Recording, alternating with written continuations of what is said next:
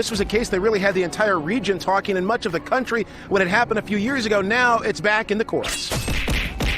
A veteran police officer is suspended tonight and under investigation over some disturbing video scenes that shows him punching a naked, mentally ill woman at a hospital. A Detroit police officer suspended after video shows him repeatedly punching a woman inside Detroit Receiving Hospital.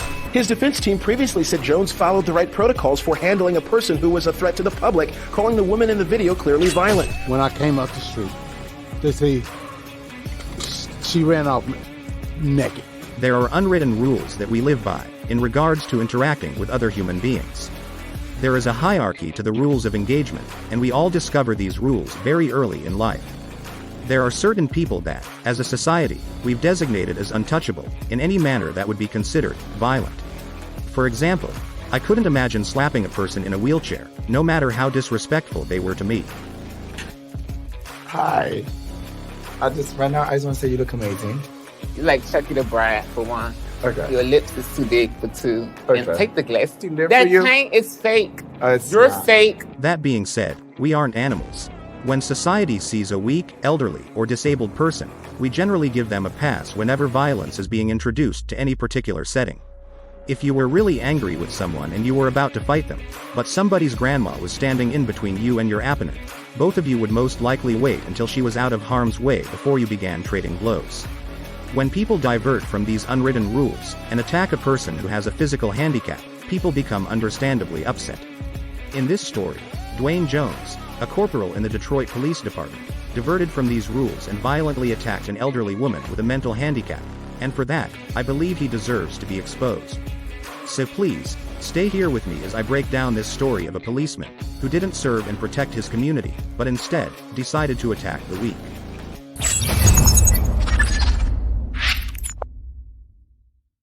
Dwayne Jones, a police sergeant in Detroit, committed one of the most horrific displays of police brutality that I've ever seen in my life. The video from the hospital, which was recorded on August 1, 2018, shows a naked woman violently lashing out at security officers and a Detroit police officer fighting back. The woman in the video is naked, appearing to be in distress. She bit the police officer on the arm and thigh, spit at him and at security officers.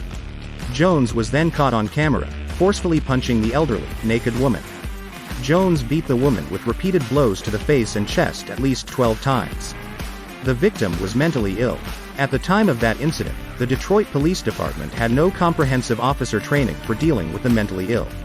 Residents of Detroit felt as if this was a critical void in the state's largest city police force. But that's beginning to change, as a new program that's been implemented is set to expand. The department expects to train a fifth of its patrol officers, in addition to patrol supervisors and other specialized officers, in mental health crisis response, in an ongoing effort to prevent incidents like this from occurring in the future. These encounters can be deadly, both for police and the mentally ill. A 2015 national study found that individuals with untreated severe mental illness are 16 times more likely than other civilians to be killed by law enforcement. Jones was convicted of assault and battery in connection with the beating, but received a promotion to the rank of sergeant by the Detroit Police Department.